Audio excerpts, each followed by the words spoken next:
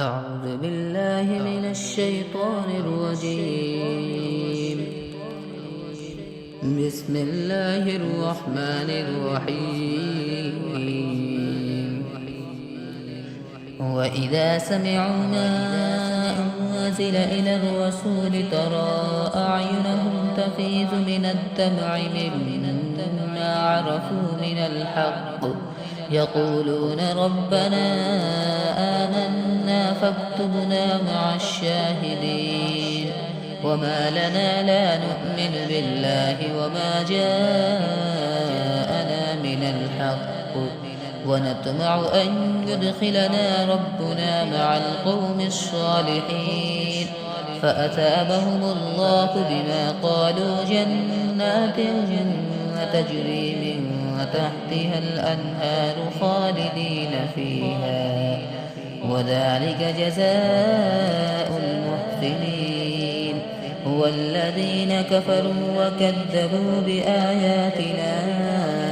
أولئك أصحاب الجحيم. يا أيها الذين آمنوا لا تحرموا طيبات ما أحل الله لكم ولا تعتدوا إن الله لا يحب المعتدين. وكلوا مما رزقكم الله حلالا وطيبا واتقوا الله الذي أنتم به مؤمنون. لا يؤاخذكم الله باللغو في أيمانكم ولكن يؤاخذكم بما عقدتم الأيمان. فكفارته إطعام 10 مساكين من أوسط ما تطعمون أهليكم أو كسوتهم أو تحرير رقبة. فمن لم يجد فصيام 3 أيام ذلك كفارة أيمانكم إذا حلفتم. واحفظوا أيمانكم كذلك يبين الله لكم آياته لعلكم تشكرون. يا أيها الذين آمنوا إنما الخمر والميسر والأنصاب والأزلام رجس من عمل الشيطان فاجتنبوه لعلكم تفلحون. إنما يريد الشيطان أن يوقع بينكم العداوة والبغضاء في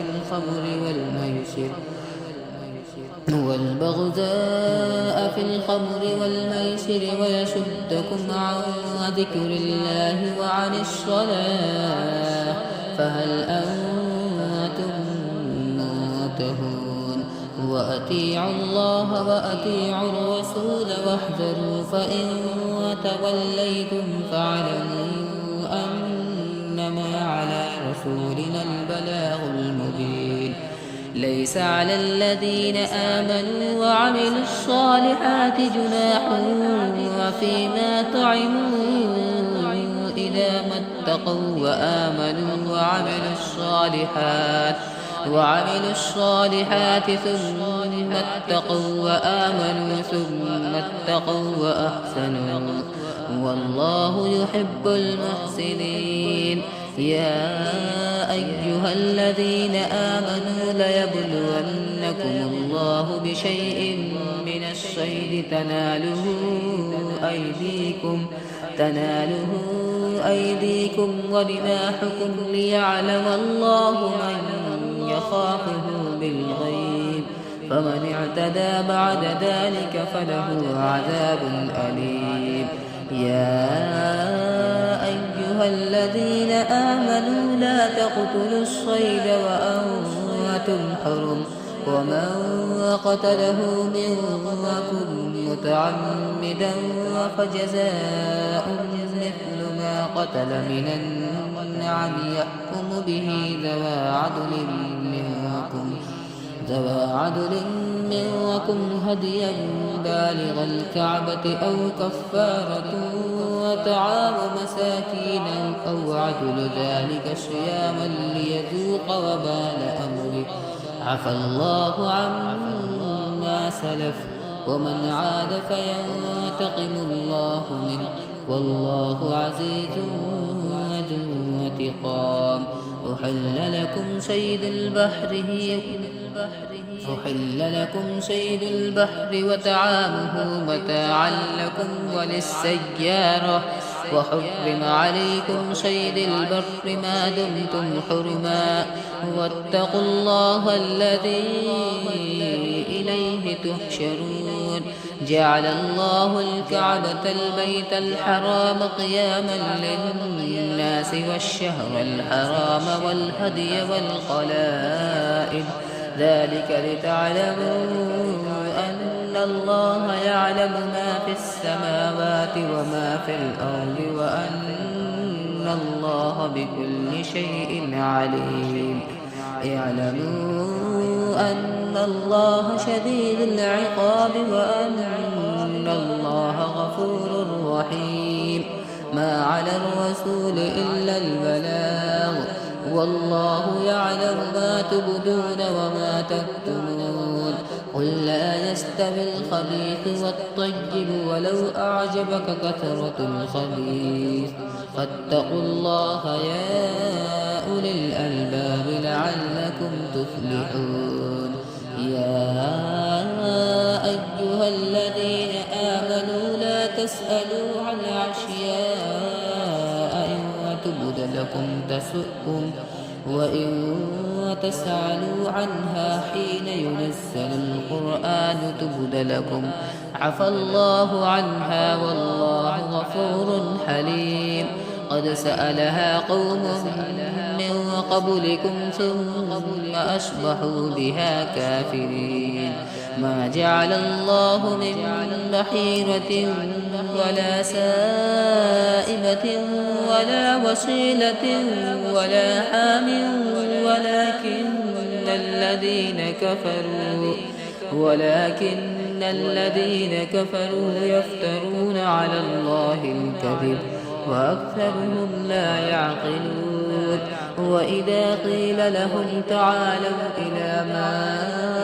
أنزل الله وإلى الرسول قالوا حسبنا ما وجدنا عليه آباءنا أولو كان آباؤهم لا يعلمون شيئا ولا يهتدون. يا أيها الذين آمنوا عليكم أنفسكم لا يضركم من ضل إذا اهتديتم إلى الله مرجعكم جميعا فينبئكم بما كنتم تعملون. يا أيها الذين آمنوا شهادة بينكم إذا حضر أحدكم الموت حين الوصية اثنان ذوى عدل منكم أو آخران من غيركم إن أنتم ضربتم في الأرض فأصابتكم مصيبة الموت تحبسونها من بعد الصلاة فيقسمان بالله إن ارتبتم لا نشتري به ثمنا ولو كان ذا قربى ولا نكتم شهادة الله إنا إذا لمن الآثمين. فإن عثر على أنهما استحقا إثما فآخران يقومان مقامهما من الذين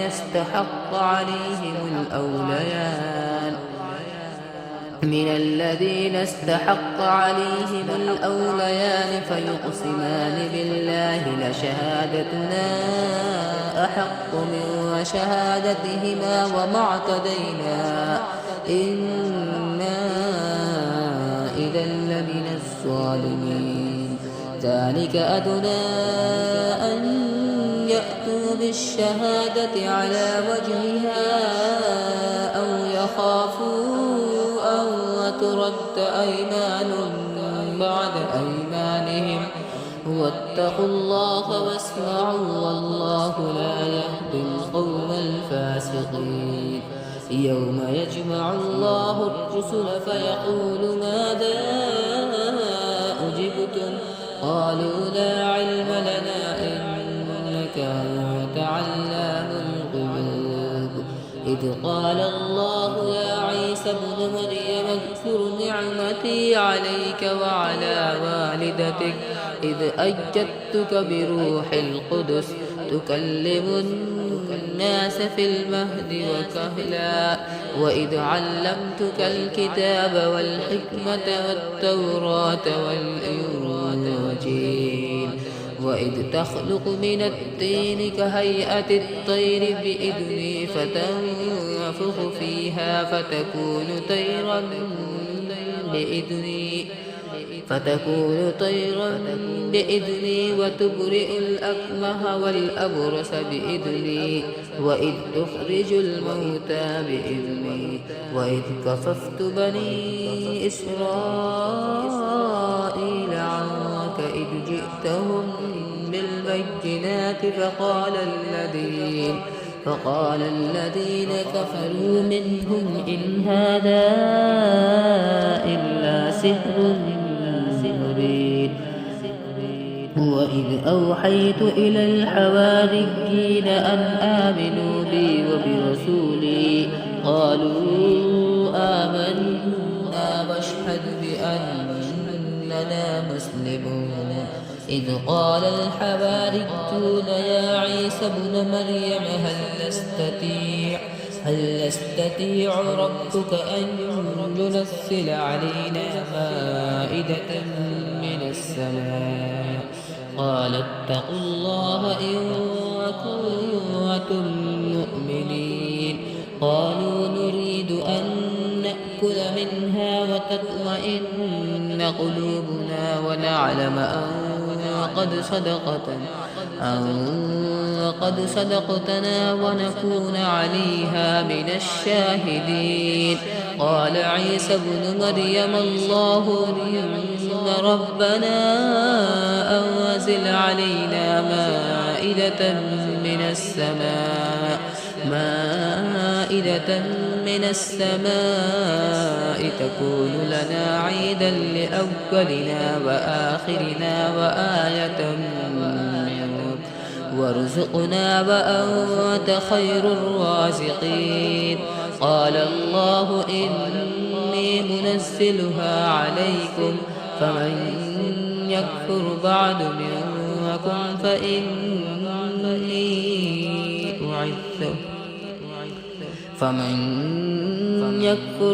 منكم فإني أعذبه عذابا لا أعذبه أحدا من العالمين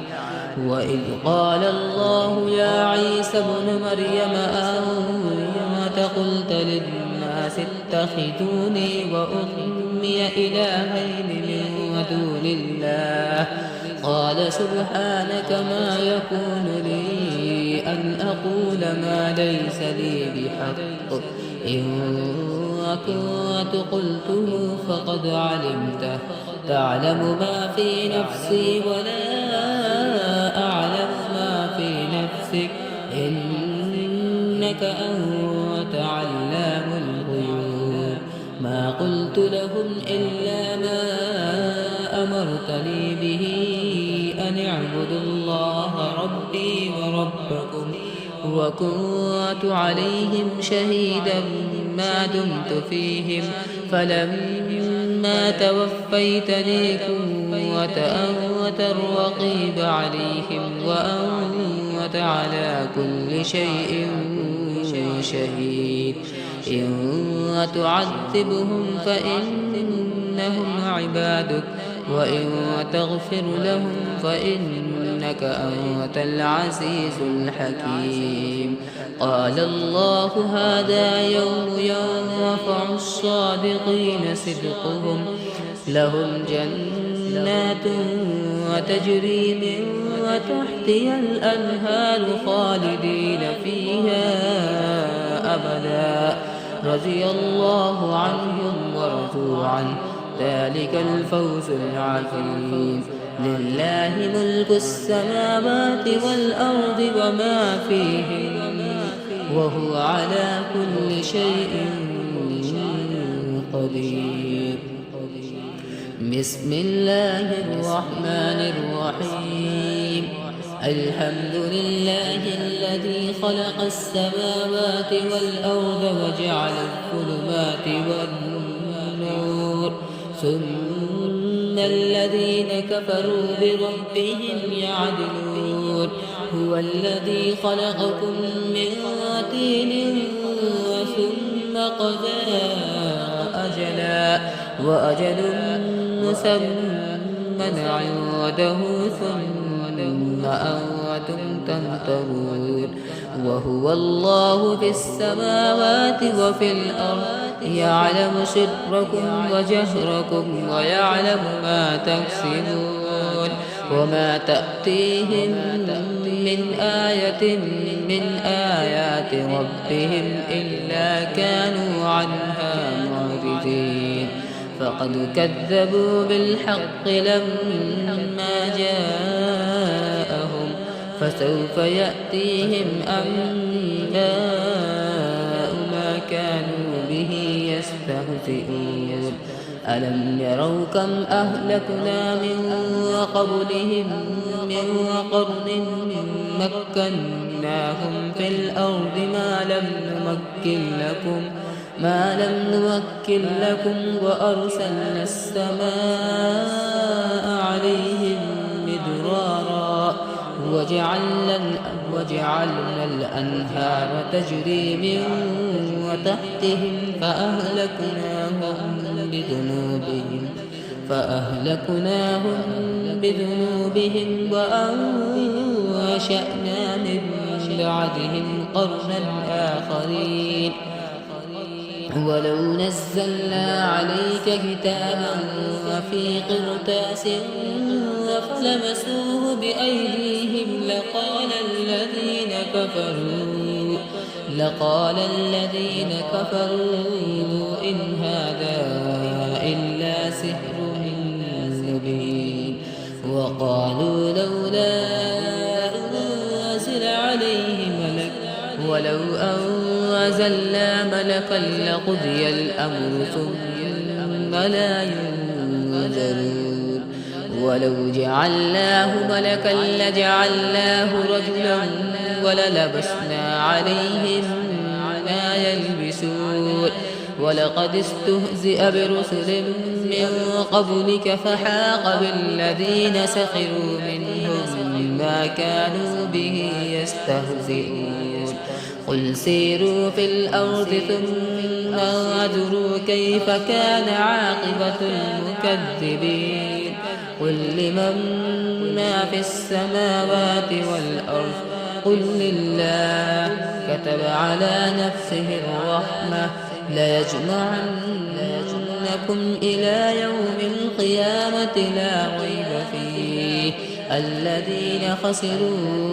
أنفسهم فهم لا يؤمنون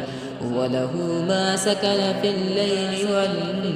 والنهار وهو السميع العليم قل أغير الله أتخذ وليا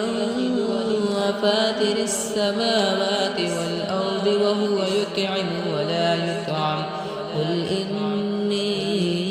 أمرت أن أكون أول من أسلم ولا تكونن من المشركين قل إني أخاف إن عصيت ربي عذاب يوم عظيم من يصرف عنه يومئذ فقد رحمه وذلك الفوز المبين وإن يمسسك الله بضر فلا كاشف له إلا هو وإن يمسسك بخير فهو على كل شيء قدير وهو القاهر فوق عباده وهو الحكيم الخبير قل أي شيء أكبر شهادة قل الله شهيد بيني وبينكم وأوحي إلي هذا القرآن لأنذركم به ومن بلغ أئنكم لتشهدون أن مع الله آلهة أخرى قل لا أشهد قل إنما هو إله واحد وإنني بريء مما تشركون الذين آتيناهم الكتاب يعرفونه كما يعرفون أبناءهم الذين خسروا أنفسهم فهم لا يؤمنون ومن أظلم ممن افترى على الله كذبا أو كذب بآياته إنه لا يفلح الظالمون ويوم نحشرهم جميعا ثم نقول للذين أشركوا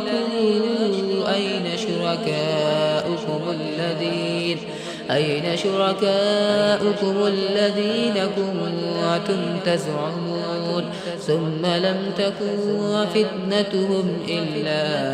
أن قالوا والله ربنا ما كنا مشركين انظر كيف كذبوا على أنفسهم وضل عنهم ما كانوا يفترون ومنهم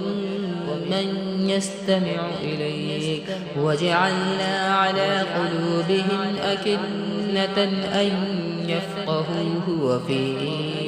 آذانهم وقرا وإن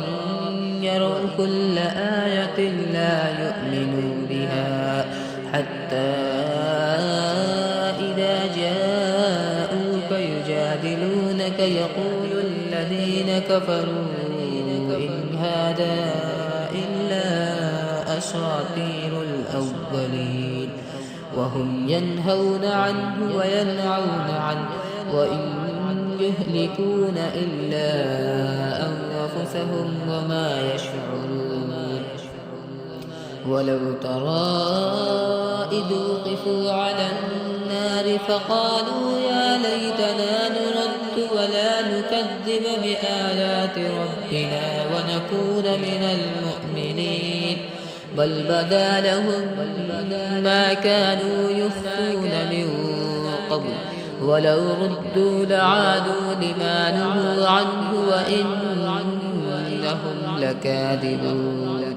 وقالوا إن هي إلا حياتنا الدنيا وما نحن بمبعوثين ولو ترى إذ وقفوا على ربهم قال أليس هذا بالحق قالوا بلى وربنا قال فذوقوا العذاب بما كنتم تكفرون قد خسر الذين كذبوا بلقاء الله حتى إذا جاءتهم الساعة بغتة قالوا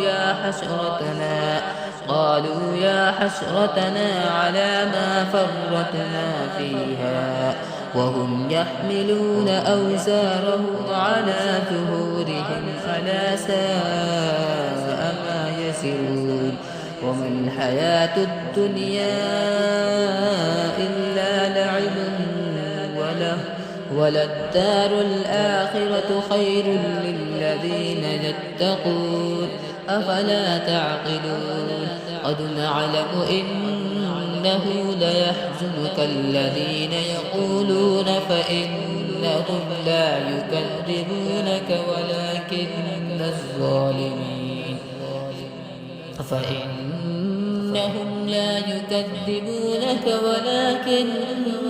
الظالمين بآيات الله يجحدون ولقد كذبت رسل من قبلك فصبروا على ما كذبوا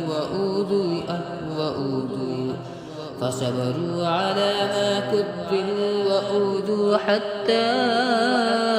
أتاهم نصرنا ولا مبدل لكلمات الله ولقد جاءك من نبأ المرسلين وإن كان كبر عليك إعراضهم فإن استطعت أن تبتغي نفقا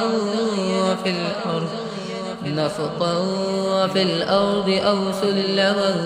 في السماء فتأتيهم بآية ولو شاء الله لجمعهم على الهدى فلا تكونن من الجاهلين إنما يستجيب الذين يسمعون والموتى يبعثهم الله ثم إليه يرجعون وقالوا لولا نزل عليه آية من ربه قل إن الله قادر على أن ينزل آية ولكن أكثرهم لا يعلمون وما من دابة في الأرض ولا طائر يطير بجناحيه إلا أمثالكم ما فرقتنا في الكتاب من شيء ثم إلى ربهم يحشرون والذين كذبوا بآياتنا صم وبكم في الظلمات من يشاء الله يضلل ومن يشاء يجعله على صراط مستقيم قل أرأيتكم إن أتاكم عذاب الله أو أتتكم الساعة أغير الله تدعون إن كنتم صادقين بل إياه تدعون فيكشف ما تدعون إليه إن شاء وتنسون ما تشركون ولقد أرسلنا إلى من قبلك فأخذناهم بالبأساء والضراء لعلهم يتضرعون فلولا إذ جاءهم بأسنا تضرعوا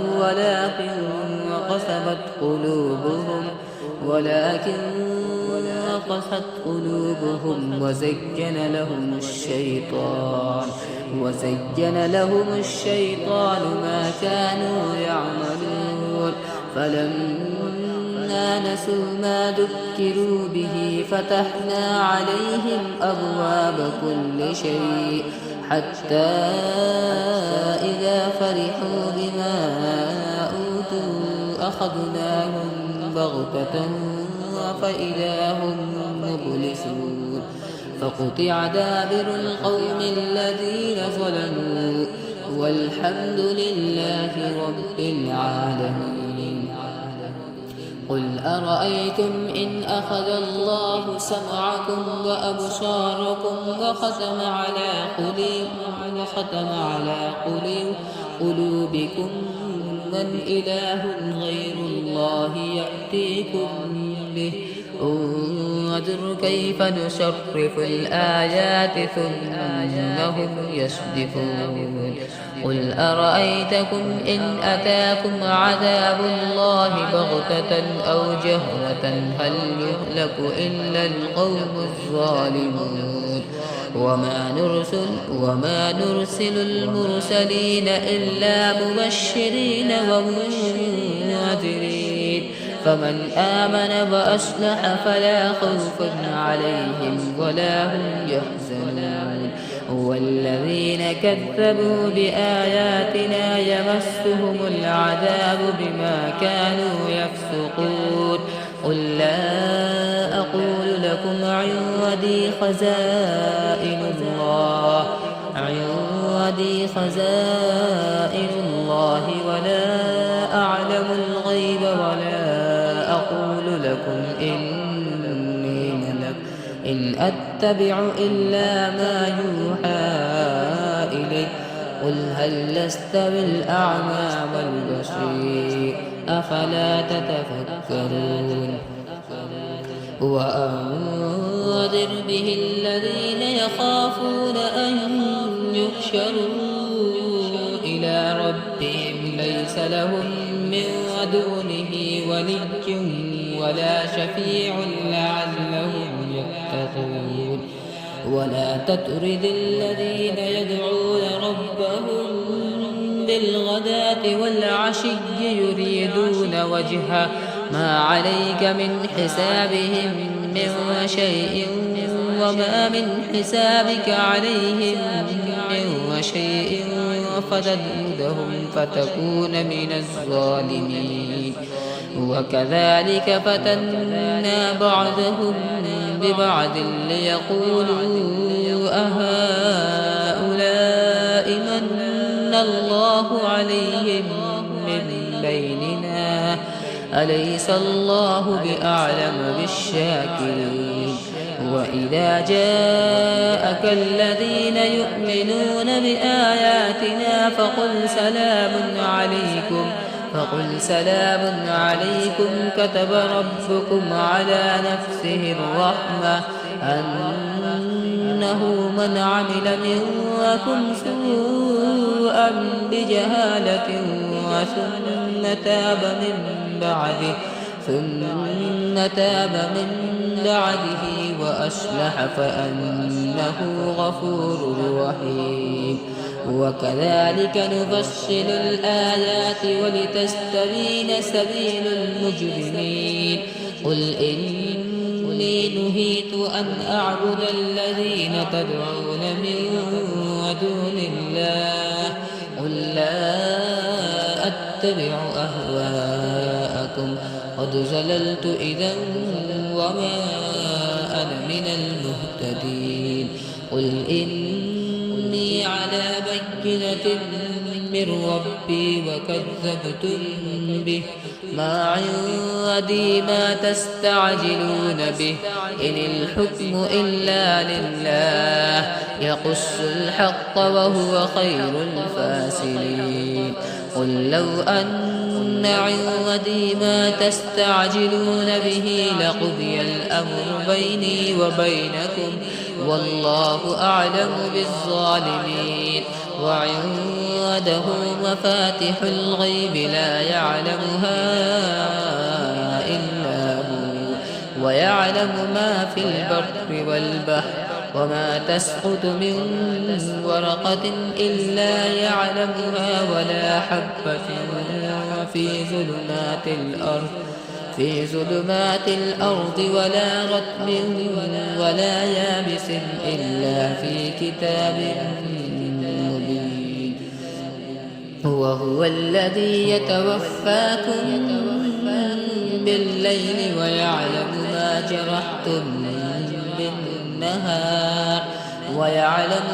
جرحتم بالنهار ثم يبعثكم به ليقضى أجل مسمى ثم إليه مرجعكم ثم ينبئكم بما كنتم تعملون وهو القاهر فوق عباده ويرسل عليكم حفظا حتى إذا جاء أحدكم الموت توفته رسلنا وهم لا يفرطون ثم ردوا إلى الله مولاهم الحق ألا له الحكم وهو أسرع الحاسبين قل من ينجيكم من ظلمات البر والبحر تدعونه تضرعا وخفية لئن أنجانا من هذه لنكونن من الشاكرين قل الله ينجيكم منها ومن كل كرب ثم أنتم تشركون قل هو القادر على أن يبعث عليكم عذابا من فوقكم أو من تحت أرجلكم أو يلبسكم شيعا ويذيق بعضكم بأس بعض انظر كيف نصرف الآيات لعلهم يفقهون وكذب به قومك وهو الحق قل لست عليكم بوكيل لكل نبأ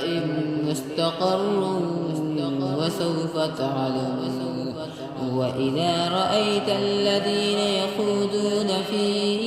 آياتنا فأعرض عنهم حتى يخوضوا في حديث غيره وإما ينسينك الشيطان فلا تقعد بعد الذكرى مع القوم الظالمين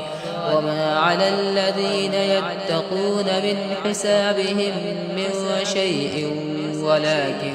ذكرى لعلهم يتقون وذر الذين اتخذوا دينهم لعبا ولهوا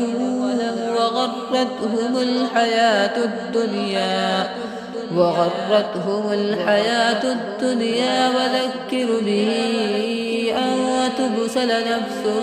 بما كسبت ليس لها من دون الله ولي ولا شفيع وإن تعدل كل عدل لا يؤخذ منها أولئك الذين أبسلوا بما كسبوا لهم شراب من حميم وعذاب أليم بما كانوا يكفرون قل أندعو من دون الله ما لا ينفعنا ولا يضرنا ونرد على أعقابنا بعد إذ هدانا الله كالذي استهوته الشيطان في الأرض حيران له أصحاب يدعونه إلى الهدى ائتنا قل إن هدى الله هو الهدى وأمرنا لنسلم لرب العالمين وأن أقيموا الصلاة واتقوه وهو الذي إليه تحشرون وهو الذي خلق السماوات والأرض بالحق ويوم يقول كن فيكون قوله الحق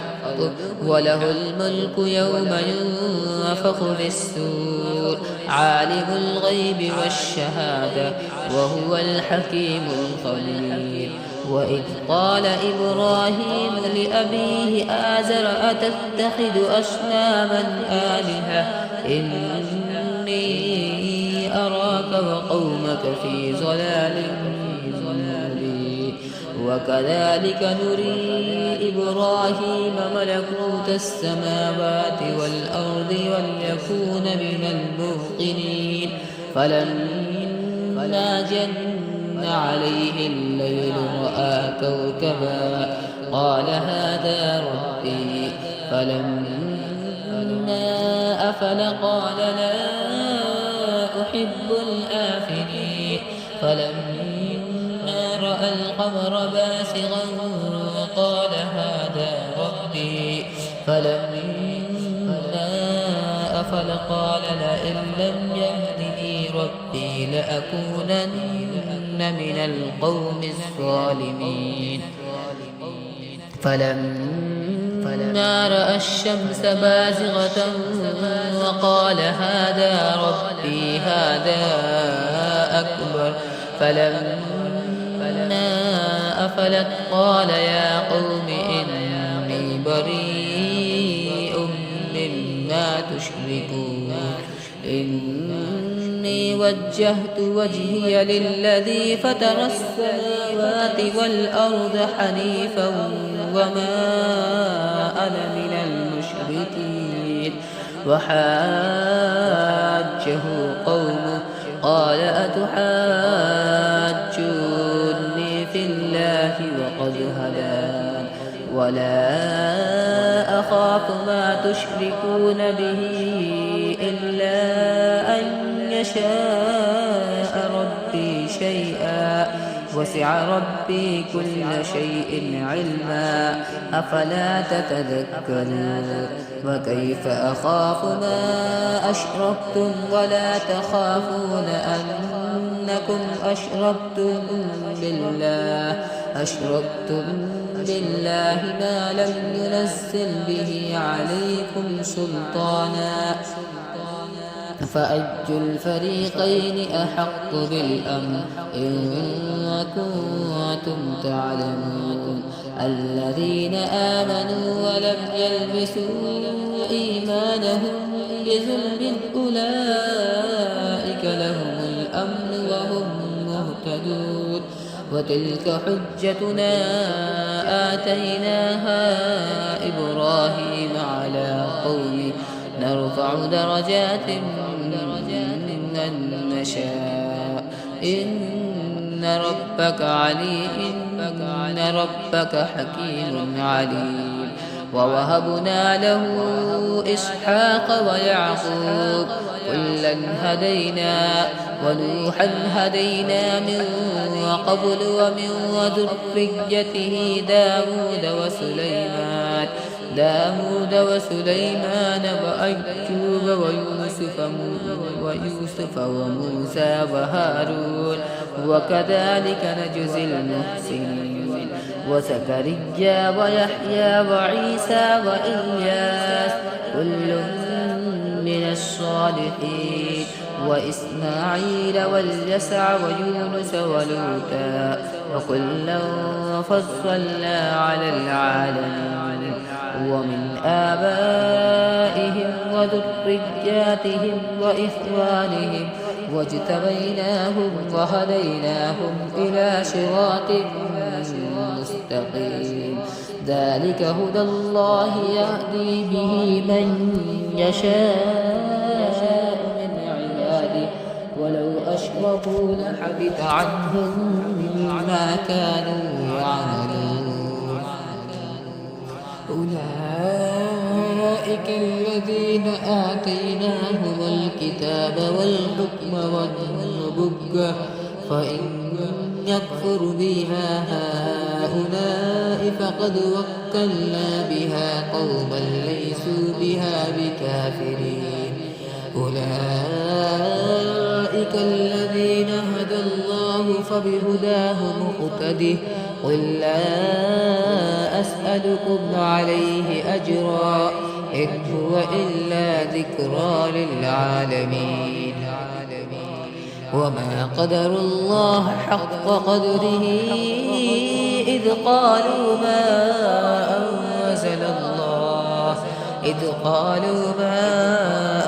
أنزل الله على بشر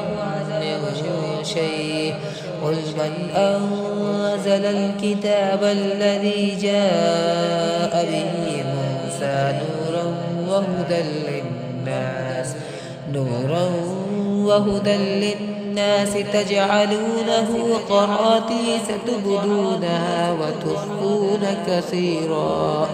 وعلمتم ما لم تعلموا أنتم ولا آباؤكم قل الله ثم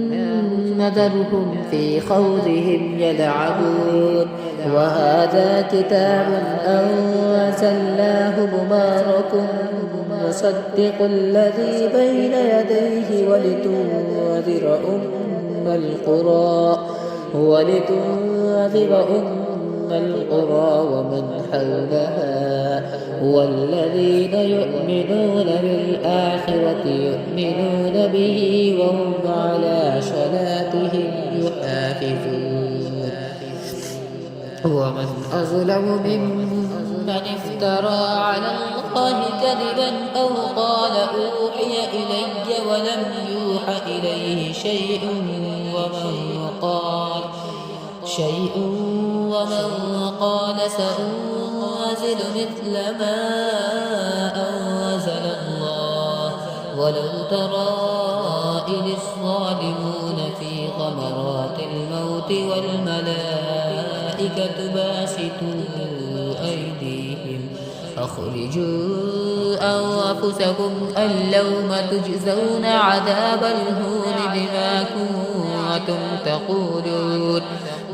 كنتم تقولون على الله غير الحق وكنتم عن آياته تستكبرون.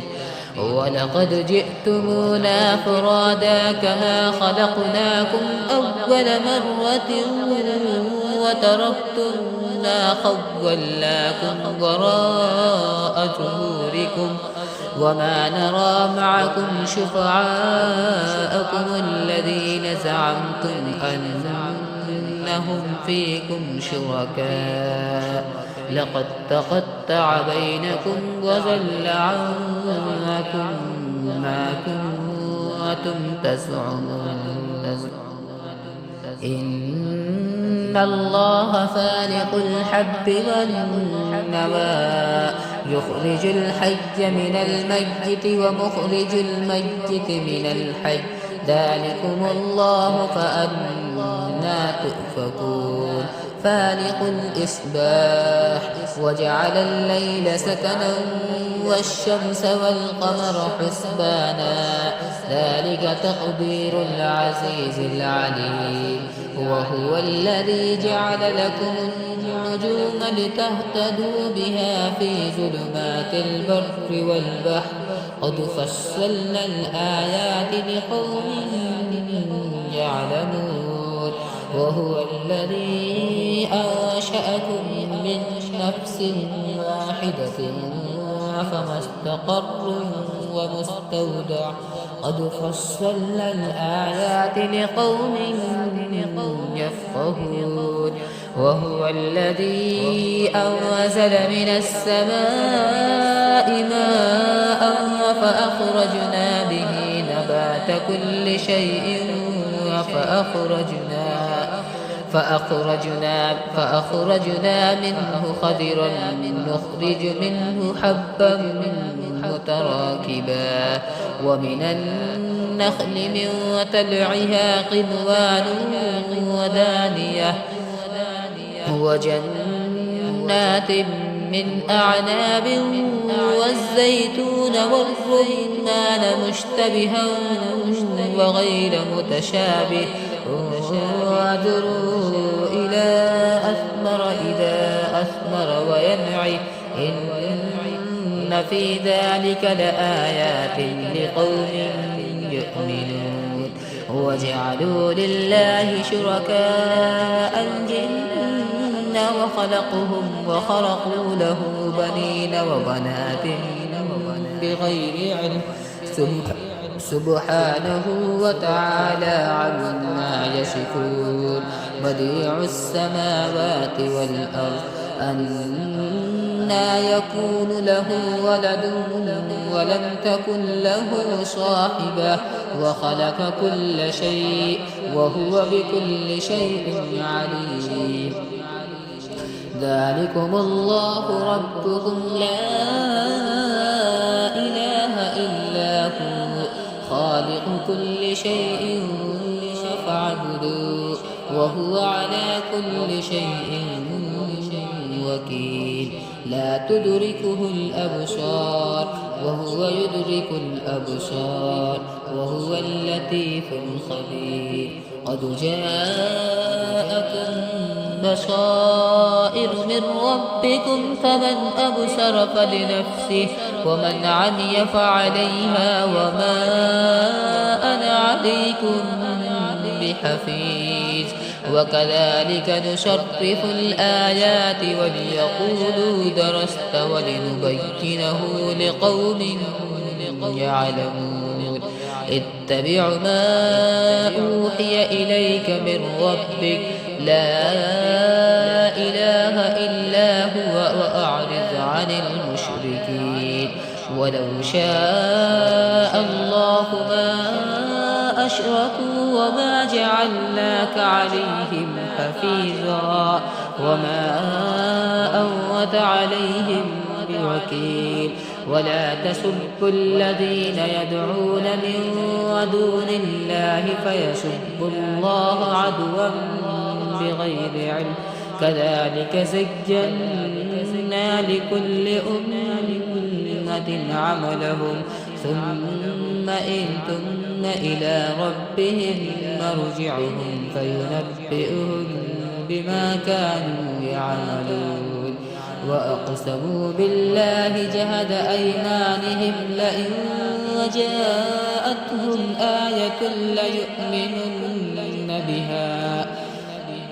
قل إنما الآيات عند الله وما يشعركم أنها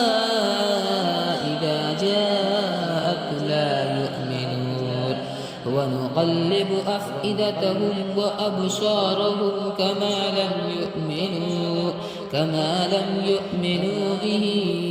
أول مرة ونذرهم في طغيانهم يعمهون صدق الله.